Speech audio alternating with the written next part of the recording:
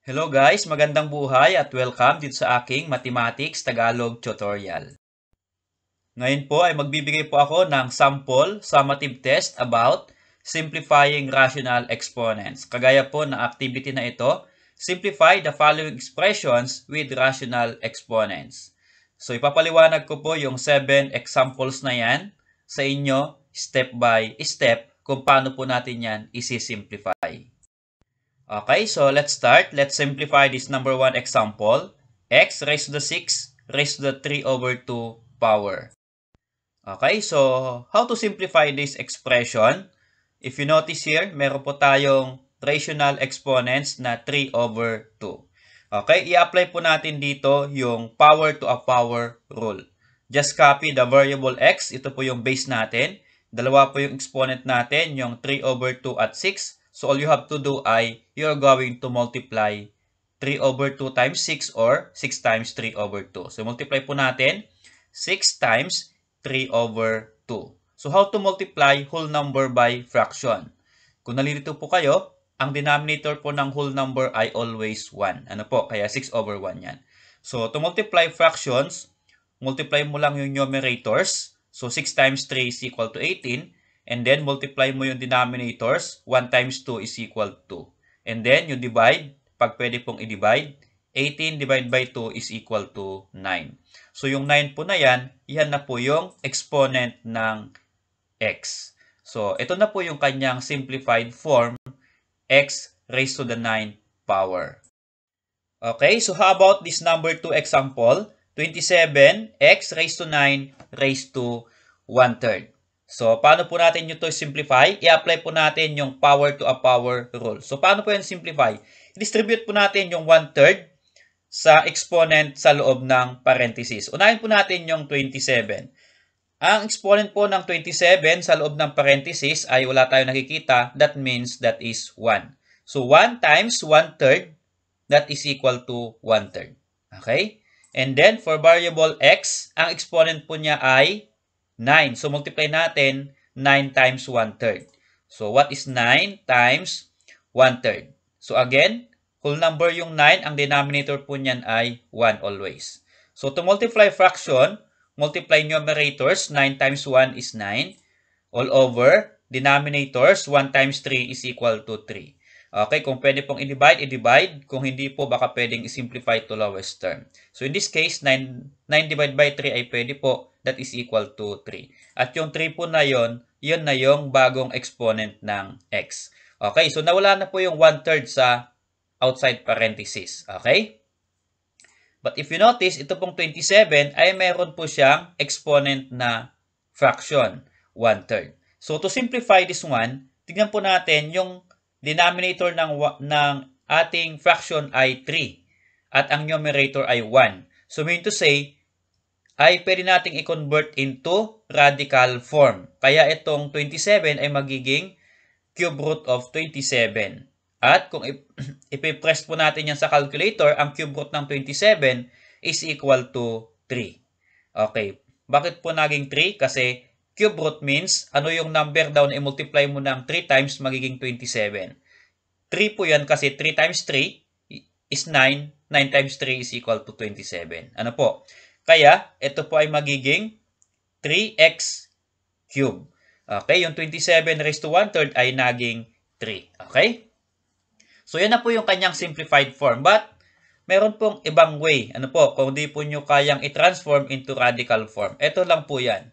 Okay, yung 27 ay gawin po nating exponential form. Since ang 27 ay perfect cube, gawin po nating exponential form into 3 raised to the third power.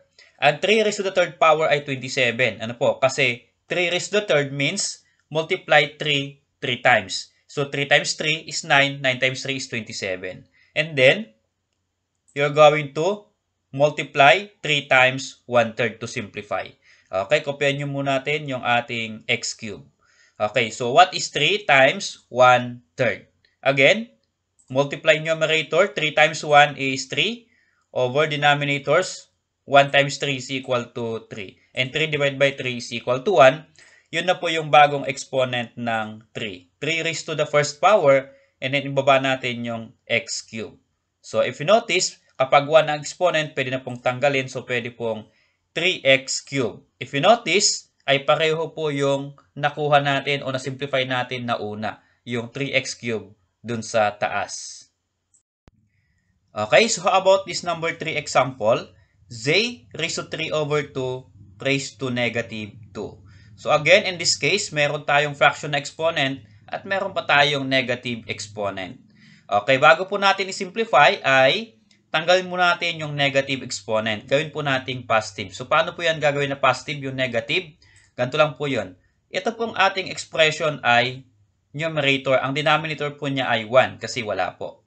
So itong z raised to 3 over 2 raised to negative 2, para matanggal yung negative 2 ay idala po natin sa denominator. Ano po? So, z raised to 3 over 2 raised to the second power. Okay, natanggal na po yung negative 2 exponent kasi ibinaba po natin sa denominator. Ngayon, ang matitira po sa numerator kasi wala, lalagyan po natin ng 1. Okay?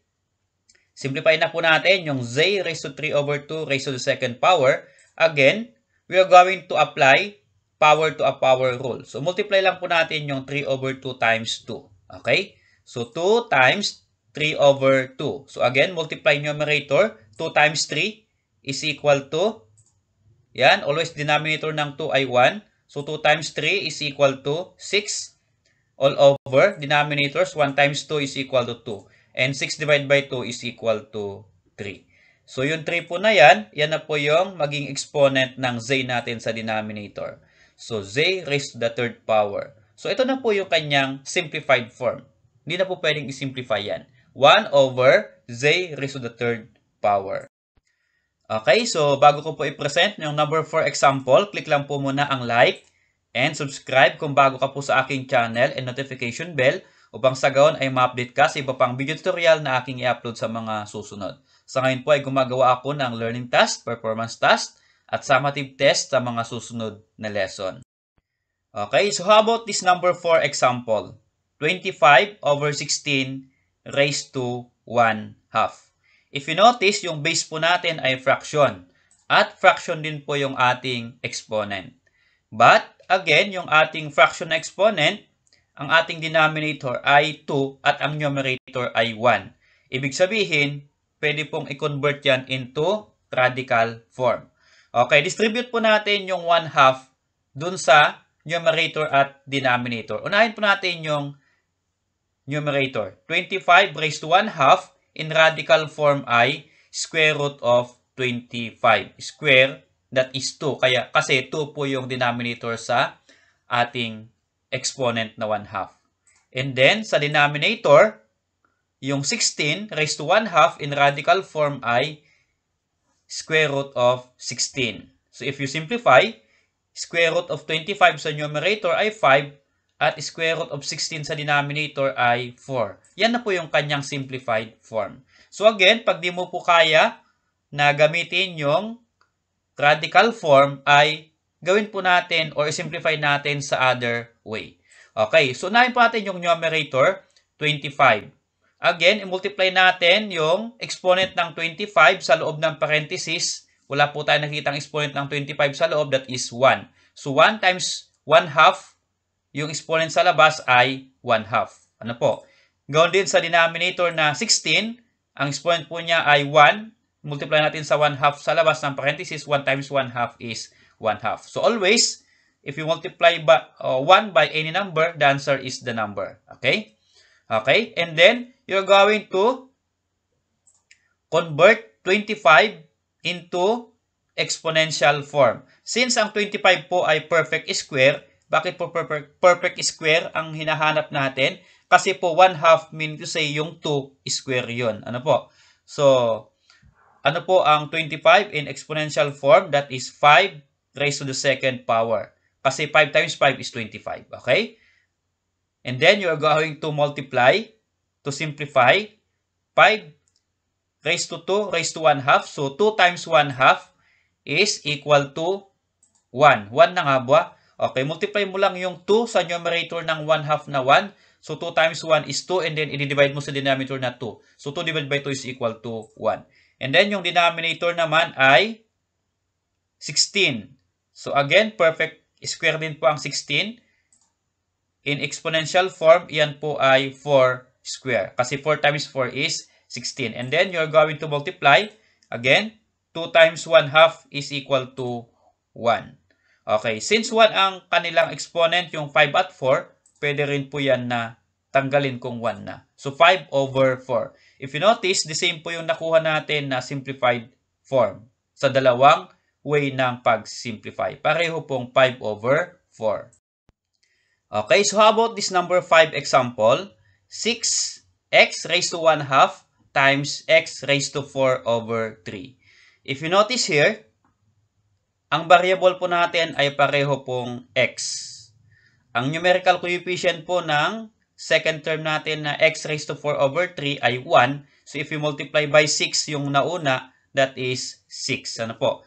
And then, pagsamahin natin yung dalawang variable na x. So copy the variable x and then you're going to add the exponent. Ano po? Okay, so ano po yung exponents nila? 1 half and 4 over 3. So 1 half plus 4 over 3. So how to add 1 half plus 4 over 3? Ang gagamit lang po natin yan ay cross multiply. So multiply mo lang po. 1 times 3 is 3. And then sa kabila naman, plus ang lalagay natin kasi plus po yan. So 2 times 4 is equal to 8. And then yung denominator ay multiply mo din. 2 times 3 is equal to 6. Then add numerator. 3 plus 8 is 11 all over yung denominator na 6. So yung 11 over 6, yan na po yung magiging bagong exponent ng x. So x raised to 11 over 6. So ito na po yung kanyang simplified form. 6x raised to 11 over 6. Okay, so how about this number 6 example? X raised to 1/3, y raised to 3 over 2, raised to the 6th power. So, paano po isi-simplify yung kanyang rational exponent? Dalawa po yung variable natin, x. So, i-distribute po natin or multiply natin yung 1/3 dun sa 6 sa labas. Ano po? So, for x, 1/3 times 6 is 6 over 3. Tama po ba? Multiply mo lang po yung 6 dun sa numerator na 1. So, 6 times 1 is 6. And then, i-divide mo dun sa denominator na 3. Kaya 6 over 3. And then, for y, ay multiply mo rin yung ating, yung kanilang exponent. So, 6 times 3 over 2. So, 6 times 3 is 18 over yung denominator na 2. So, 18 over 2. Okay? If you notice here, pwedeng i-divide yung 6 divide by 3. So, for x, 6 divided by 3 is equal to 2. And also, for y, pwede pong i-divide yung 18 divided by 2. So, y raised to 18 divided by 2 is 9. Okay, so hindi na po pwedeng pagsamahin yung x and y. Ano po? Ganyan na po yan. Yan na po yung kanyang simplified form. Okay, so how about this number 7 example? 8a raised to the 2nd power all over 2a raised to 1 half. If you notice, meron po siyang rational exponent yung a sa denominator na 1 half. So, paano po i-simplify? Ganito lang po yun. Meron po silang numerical coefficient na 8 and 2. Since denominator po yan at numerator, then kung pwedeng i-divide, then i-divide natin. Pag hindi naman po, i-reduce to lowest term. So yung 8 divided by 2 ay pwedeng i-divide, then you are going to divide. So 8 divided by 2 is equal to 4. And you notice, ang variable sa numerator ay a at ang variable sa denominator din ay a din. Okay, mean to say, pwede nating i-combine. So copy the variable a and then you're going to subtract the exponents kasi pareho po yung kanilang base na a. So, 2 minus 1 half. Okay, so paano po i-subtract yung whole number dun sa fraction? Again, kung nalilito po kayo, ang denominator po ng whole number ay always 1. Ano po? So, para ma-subtract po yan, pwede pong cross-multiply. So, 2 times 2 is 4. And then, minus 1 times 1 is equal to 1. All over denominators, ito po, multiply mo, 1 times 2 is equal to 2. Then subtract numerator, 4 minus 1 is 3.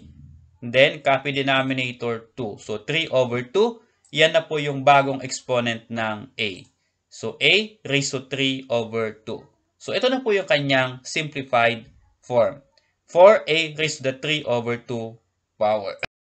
Okay, so salamat po sa panood. Kung meron po kayong katanungan, comment lang po sa comment box at hintayin po ninyo yung aking reply. Be sure lang po na kayo po ay nag-like at nag-subscribe upang sa gayon pag ako po ay nag-reply ay manonotify po kayo.